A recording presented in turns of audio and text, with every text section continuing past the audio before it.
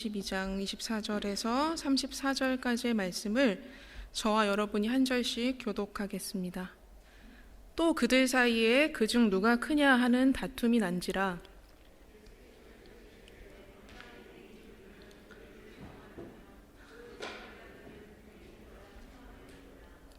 너희는 그렇지 않을지니 너희 중에 큰 자는 젊은 자와 같고 다스리는 자는 섬기는 자와 같을지니라.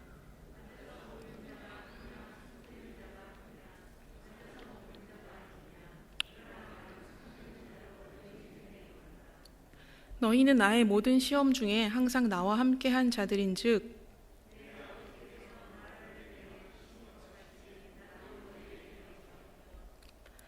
너희로 내 나라에 있어 내 상에서 먹고 마시며 또는 보좌에 앉아 이스라엘 12지파를 다스리게 하려 하노라.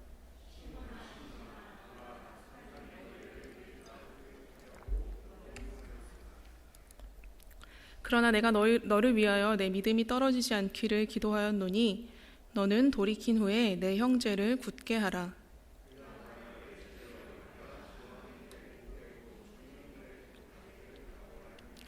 네, 함께 읽겠습니다.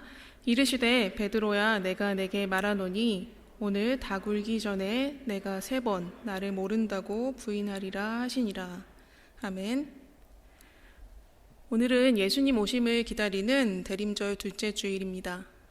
코로나가 없었다면 지금 이맘때쯤이면 어린이부 아이들과 함께 성탄 발표회 준비에 한창이었을 텐데요. 며칠 전 전화통화를 하다가 어머니로부터 국민학교 시절 이야기를 듣게 되었습니다. 저희 외할아버지는 오랫동안 예수를 믿지 않으셨다가 돌아가시기 2주 전에 예수님을 영접하고 하늘나라로 가셨는데 어머니가 어렸을 때는 가족들이 교회에 가는 것을 심하게 반대하던 분이셨습니다. 하루는 어머니가 늦게까지 성탄 발표회 준비를 하고 집으로 돌아왔을 때였습니다. 교회 갔다 왔다고 혼이 날까봐 어머니는 외할아버지가 잠드실 때까지 담장 밖에서 숨죽여 기다리셨다고 하는데요. 외할머니의 도움으로 겨우 담장을 넘어서 들어왔는데 외할아버지의 기침 소리에 그만 그대로 얼어붙어서 차가운 눈 위에 그대로 꿇어앉고 한참 동안 기도를 하셨었다고, 그게 아주 오래전 일인데도 마치 어제 일인 것처럼 생생하게 말씀해 주셨습니다. 이번에는 어머니가 6학년이 되었을 때 일입니다. 새벽 부흥의 마지막 날 외할머니가 교회에 가신 동안 그만 일이 벌어지고 말았습니다. 그 당시 갓난아기였던 막내 외삼촌이 평소에는 그 시간에 깨거나 우는 일이 없었는데 그날따라 우는 바람에 집안이 발칵 뒤집힌 겁니다. 화장실이며 부엌이며 외할머니를 곳곳에 찾아봐도 보이지 않자 잔뜩 화가 난 외할아버지는 새벽 대바람에 맞이인 저희 어머니와 큰외삼촌, 아직 한참 어렸던 이모를 다 깨워서 무릎을 꿇리고 예수를 믿을 건지 안 믿을 건지 여기서 결정하라고 다그치셨다고 하는데요.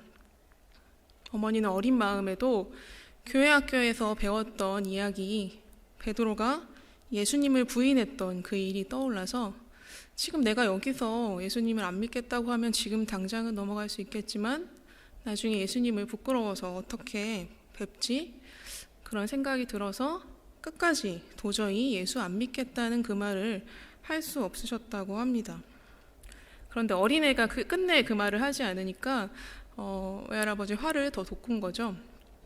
전에는 그런 적이 없었던 외할아버지가 닭을 쫓는 회초리 같은 게 예전에 있었다고 하더라고요. 그 회초리로 어머니를 때렸는데 그게 잘못 맞아가지고 그만 회초리의 뾰족한 부분이 정수리에 맞아서 닿아서 터지고 말았습니다.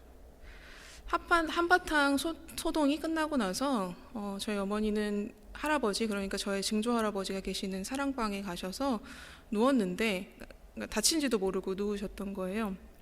그런데 그때서야 뒷골이 서늘해서 할아버지 여기가 왜 이러죠? 하고 봤더니 끈적끈적한 피가 등 뒤로 흘러내려 있었다고 합니다. 저희 어머니는 52년생이신데 60이 넘도록 그 흉자국이 늘 만지면 그 자리에 남아 있었다고, 지금도 가끔 생각하면 어린 나이에 어떻게 그렇게 할 수 있었는지 모르겠다고는 얘기를 하셨습니다. 그리고는 지금은 모든 것이 풍요로워지고 편한 것을 갈구하는 시대가 되어서 우리가 믿음의 야성을 잃어버린 것 같다라고 그런 얘기를 해주셨는데요. 어린 시절에 생긴 어머니 흉자국이 60 넘어서도 오랫동안 남아 있었던 것처럼 아마 저도 아주 오랫동안 이 이야기를 기억하게 될 것 같습니다. 우리는 신앙생활이라는 말을 자주 사용합니다. 생활의 사전적 의미가 사람이나 동물이 일정한 환경에서 활동하며 살아감이니까 신앙생활은 신앙, 믿음을 가지고 살아간다는 뜻이겠죠. 그런데 우리의 살아감 속에, 우리의 생활 세계 속에 믿음이 사라지는 것 같은, 믿음이 실종되어 버리는 것 같은 시간들이 있습니다. 신앙생활에서 믿음은 성장만 하는 것이 아닙니다. 믿음은 자라기도 하지만 거꾸로 줄어들기도 하고 어떤 때는 아예 사라진 것처럼, 사라져 버린 것처럼 없어져 버리기도 합니다. 물론 그때도 믿음의 뿌리가 남아있고 우리 주님께서는 그 꺼져가는 심지도 끄지 않으시는 분이시지만요. 우리의 믿음은 굳건할 때도 있지만 거의 없는 것처럼 아주 연약할 때도 있습니다. 믿음 있는 말을 할 때도 있지만 같은 입으로 믿음 없는 소리를 내뱉을 때도 있습니다. 저도 이렇게 믿음 없는 말을 한다고 하면서 제 자신의 한 말에 대해서 깜짝깜짝 놀랄 때가 있곤 한데요. 굳건한 믿음을 가졌을 때의 나와 그 믿음이 온데간데 없이 사그라들었을 때의 나는 분명 같은 사람이지만 동시에 전혀 다른 사람인 것만 같습니다. 순간순간 널뛰기를 하듯 우리의 믿음은 변할 수 있습니다. 우리의 믿음을 흔드는 많은 것들이 우리의 생활 세계 안에 함께 존재하기 때문입니다. 어제 나의 믿음이 오늘 나의 믿음을 보장해주지 않기 때문에 우리는 매일 하나님 앞에 부단히 나아가며 말씀과 기도로 우리 자신을 단련해야만 합니다. 오늘 함께 읽은 본문은 예수님께서 감람산에서 땀방울이 핏방울이 되도록 기도하시고 잡히시기 전 제자들과의 대화 내용인데요. 바로 앞에 본문은 예수님과 제자들의 마지막 만찬입니다. 마지막 만찬에서 예수님은 제자들에게 이것은 너희를 위하여 주는 내 몸, 너희를 위하여 붓는 내 피라고 말씀하시며 떡과 잔을 나누어 주셨는데 그 다음 단락이 시작되는 22장 24절 제자들의 반응이 기가 막힙니다. 제자들 가운데서 누구를 가장 큰 사람으로 칠 것이냐는 물음을 놓고 그들 사이에 말다툼이 벌어졌다. 아멘. 선생님인 예수님은 죽음을 앞두고 계시는데 제자들은 뜬금없이 자기들 중에 누가 큰 자인지를 두고 다투기 시작했습니다. 도무지 이 맥락 없는 전개가 잘 이해되지 않는데요. 우리 예수님은 이러한 상황에서도 화를 내시거나 제자들을 나무라지 않으시고 사랑이 가득한 목소리로 처음부터 가르쳐 주십니다. 누가복음 22장 24절에서 27절까지의 말씀을 메시지 성경으로 함께 읽겠습니다. 제자들이 자기들 가운데 누가 가장 크게 될지를 두고 말다툼을 벌였다. 그러자 예수께서 개입하셨다. 왕들은 위세 부리기를 좋아하고 권세 가진 사람들은 거창한 호칭 달기를 좋아한다. 너희는 그래서는 안 된다. 너희 가운데서 선배는 후배가 되고 지도자는 종의 역할을 맡아라. 저녁 식사를 하는 사람과 시중 드는 사람 가운데 너희는 어느 쪽이 되고 싶으냐? 너희라면 시중 받으면서 식사를 하고 싶지 않겠느냐? 그러나 나는 너희 가운데 섬기는 자리에 있었다. 이 말씀을 하신 후에 예수님께서는 베드로를 콕 집어서 말씀하셨습니다. 아마도 누가 크냐는 이 다툼에서 베드로가 제일 목소리를 크게 냈던 모양입니다. 예수님께서 베드로에게 하신 말씀입니다. 그러나 내가 너를 위하여 내 믿음이 떨어지지 않기를 기도하였노니 너는 돌이킨 후에 내 형제를 굳게 하라. 이 말씀을 한 번 더 이번에는 다 함께 읽어보겠습니다. 그러나 내가 너를 위하여 내 믿음이 떨어지지 않기를 기도하였노니 너는 돌이킨 후에 내 형제를 굳게 하라. 이 구절에는 모두 4개의 동사가 나오는데요. 떨어지다, 기도하다, 돌이키다, 굳게 하다입니다. 이 네 개의 동사 안에 베드로의 회심 과정이 잘 나타나 있는데요. 기도하다는 동사 외에 나머지 세 개의 동사는 내가 닭 울기 전에 3번 나를 부인할 것이라고 말씀하셨던 것처럼 미래의 일을 말씀하신 것이었습니다. 그러니까 예수님의 시점에서는 베드로의 현재가 아닌 미래를 내다보신 것이지요. 예수님은 베드로의 믿음이 떨어질 것을 미리 아셨고, 그래서 그를 위해 기도하셨고, 베드로가 다시 돌이킬 것도 아셨고, 믿음에서 돌이킨 베드로에게, 미래의 베드로에게 형제를 굳게 하라는 사명까지 주셨던 것입니다. 닭이 우는 소리를 들으며 괴로움에 몸부림쳤던 베드로는 예수님의 돌이킨 후에 형제를 굳게 하라는 이 말씀을 1000번이고 10,000번이고 되뇌었을 것입니다. 부활하신 예수님께서 찾아와 내 양을 먹이라 라고 말씀하셨을 때에도 베드로는 전에 이 말씀을 하셨던 일을 다시 떠올렸을 것입니다. 마지막 만찬에서 예수님으로부터 떡과 잔을 받아들었던 베드로는 분명 누구보다 믿음에 충만한 모습이었겠죠. 하지만 금세 누가 큰 자인지를 다투는 믿음이 실종되어 버린 모습으로 나타났다가 또다시 금세 예수님이 죽기까지 누구보다 끝까지 따르겠노라고 강한 믿음의 사람인 것처럼 말했습니다. 그러나 예수님께서는 베드로의 중심, 믿음 있음을 자랑하나 실상은 믿음 없음으로 가득한 그의 중심을 보셨습니다. 내 믿음이 떨어지지 않기를 해서 떨어지다에 해당하는 헬라어 단어는 에클레이포라는 단어인데요. 자동사로 이 단어가 쓰일 때는 실패하다, 다 떨어지다, 사라지다는 뜻이 있고, 일반적으로는 어떤 보이지 않게 되는 것과 관련해 쓰이는 단어입니다. 신약 성경에 모두 4번 사용되었는데 예수님께서 십자가에 달려 죽으시기 전 해가 빛을 잃었다는 누가복음의 말씀에도 사용되었습니다. 해가 빛을 잃어버리듯 우리는 얼마나 많은 순간 믿음을 잃어버리고 믿음에서 떨어지고 신앙생활에 실패하며 살아갑니까?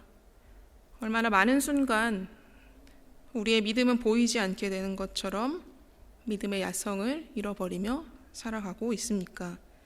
주님께서는 믿음의 빛을 잃어버린 우리에게 언제든 믿음에서 떨어질 수 있는 우리에게 베드로에게 하셨던 그 말씀을 건네십니다.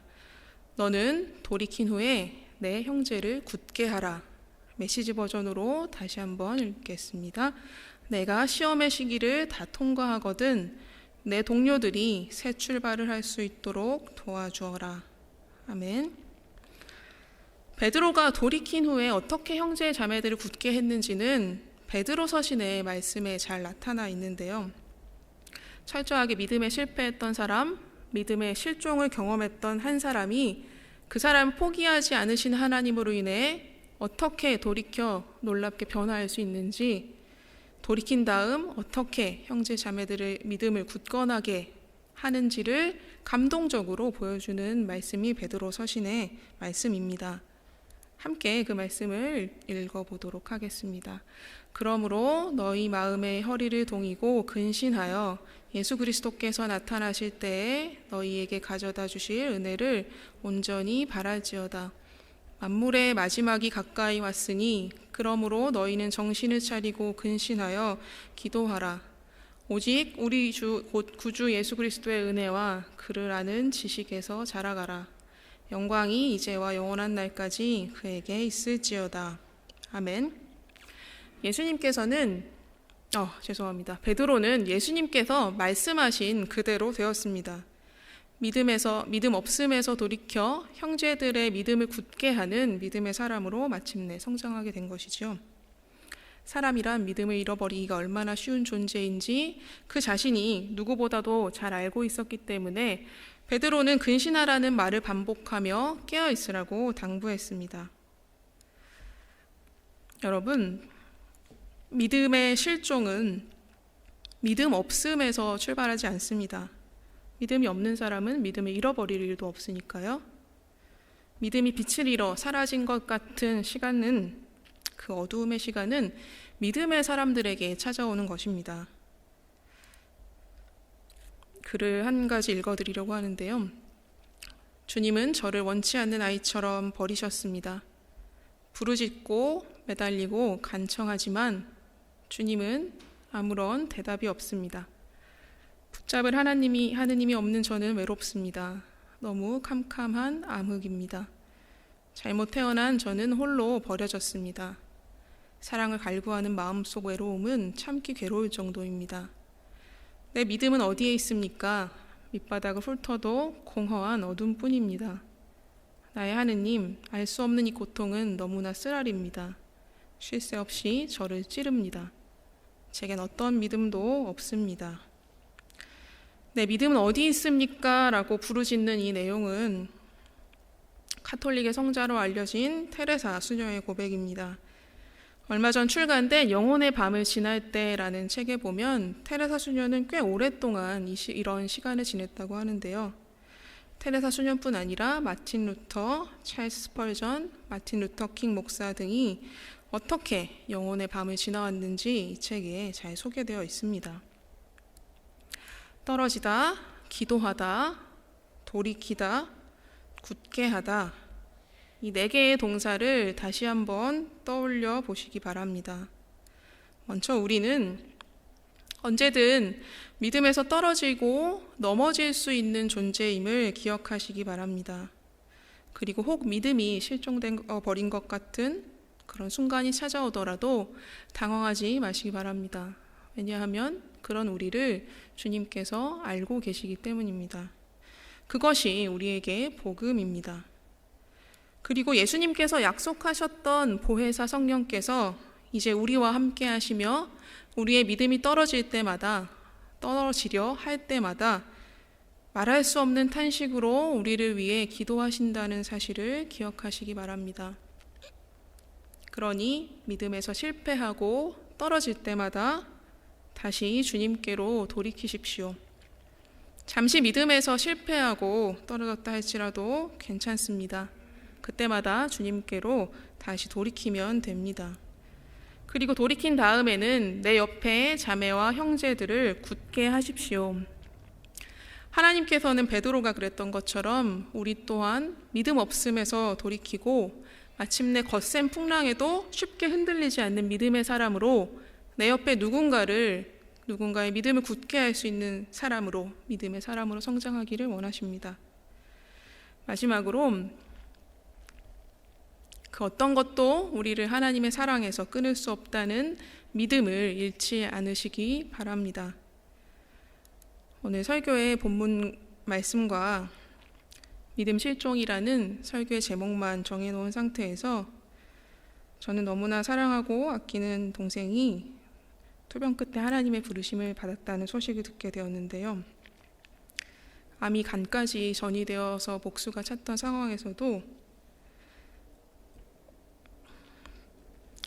언니 뭐가 됐던 예수님 안에서 버티려고 예수님과 항상 동행할 수 있게 해달라고 기도를 부탁했던 참 아름다운 믿음의 사람이었습니다.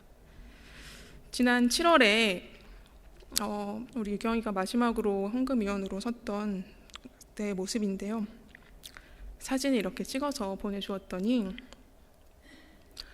저 자리에 서 있는데 하나님이 나를 받아주실지 얼마나 두렵고 떨렸는지 모르겠다라고 했던 기억이 납니다. 나중에는 전화 통화도 쉽게 할 수 없게 되어서 이렇게 손글씨로 말씀을 써서 보내주었는데 같은 말씀으로 아침에 묵상을 했다고 기뻐하던 그 모습도 생생합니다. 직접 본 것은 아니고 메시지로 받았지만요. 그 말씀이 로마서 8장 35절, 39절의 말씀이었는데요. 함께 봉독하도록 하겠습니다. 누가 우리를 그리스도의 사랑에서 끊을 수 있겠습니까? 환난입니까? 곤고입니까? 박해입니까? 굶주림입니까? 헐벗음입니까? 위협입니까? 또는 칼입니까? 성경에 기록한 바 우리는 종일 주님을 위하여 죽임을 당합니다. 우리는 도살당할 양과 같이 여김을 받았습니다 한 것과 같습니다. 그러나 우리는 이 모든 일에서 우리를 사랑하여 주신 그분을 힘입어서 이기고도 남습니다. 나는 확신합니다. 죽음도 삶도 천사들도 권세자들도 현재일도 장래일도 능력도 높음도 깊음도 그 밖에 어떤 피조물도 우리를 우리 주 예수 그리스도 안에 있는 하나님의 사랑에서 끊을 수 없습니다. 아멘. 아름다운 교회의 아름다운 성도 여러분, 하나님께서는 우리가 믿음에서 자라가기를 원하십니다. 죽음도 삶도 현재일도 장래일도 그 어떤 것도 우리를 주 예수 그리스도 안에 있는 하나님의 사랑에서 끊을 수 없다는 이 말씀 위에 믿음을 깊이 뿌리내리고 성장해 가기 원하십니다. 그래서 이제는 어떤 풍랑에도 쉽게 흔들리지 않는 만큼 굳건한 믿음의 사람으로 살아가라고 말씀하십니다. 잠시 믿음에서 떨어졌을지라도 우리를 위해 간구하시는 보혜사 성령님을 기억하고 돌이킨 후에 연약한 이들을 믿음으로 굳건하게 하라고 부탁하십니다.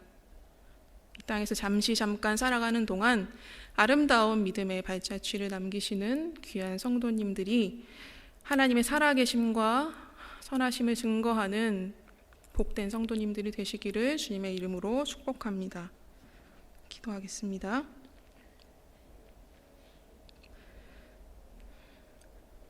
우리의 어제와 오늘, 내일을 모두 아시는 하나님, 우리는 주님 앞에 아무것도 숨길 수 있는 것이 없습니다. 주님은 우리의 믿음 없음을 아시며 우리가 믿음에서 떨어지기 쉬운 존재임을, 우리의 체질이 진토임을 모두 다 아십니다. 오늘 우리의 이 모습 그대로 주님께 나아갑니다. 주님께로 돌이킵니다. 이제 그 어떤 것에도 흔들리지 않는 굳건한 믿음의 사람으로 살아가겠습니다. 다짐하는 우리에게 복을 주시고 이 한 주간의 삶 속에도 날마다 동행하여 주시옵소서. 이 모든 말씀 예수 그리스도의 이름으로 기도드립니다. 아멘.